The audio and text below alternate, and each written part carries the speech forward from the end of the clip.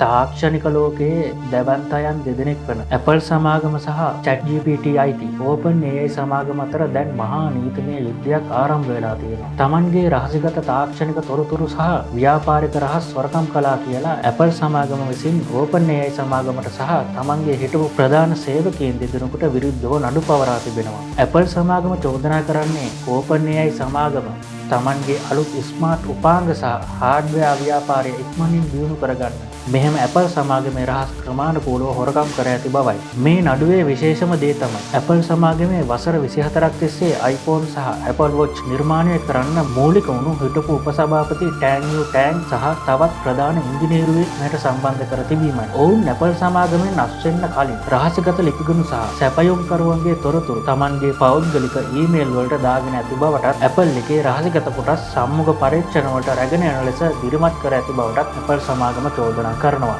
දැනටමත් Apple සමාගමේ හිටපු සේවකයන් 400කට වැඩි පිරිසක් OpenAI සමාගමේ වැඩ කරන බවයි වාර්තා වෙන්නේ. කෙසේ වෙතත් OpenAI සමාගම මේ චෝදනා සම්පූර්ණයෙන්ම ප්‍රතික්ෂේප කරනවා. ඔවුන් පවසන්නේ Tamanට වෙනත් සමාගම්වල රහස් ගැන කිසිදු උනන්දුවක් නැති බව, Tamanගේ අවධානය තියෙන්නේ අලුත් තාක්ෂණයන් නිපදවීමට විතරක් බවයි. විශ්ලේෂකින් පවසන්නේ මේ නඩු විභාගය නිසා iPhone එකට අභියෝගයක් විය හැකි OpenAI සමාගම නිපදවන්න යන අලුත්ම AI ස්මාර්ට්ෆෝන් ව්‍යාපෘතිය සෑහෙන්න ප්‍රමාද විය හැකි බවයි. කලින් මිතුරන් සහ හවුල්කරුවන් විදිහට වැඩ කරපු මේ දැවැන්ත සමාගම් දෙක දැන් තාක්ෂණික ලෝකයේ බලය අල්ලන්න එකිනෙකා පරයා යන දරුණු සතුරන් බවට පත් වෙලා තියෙනවා.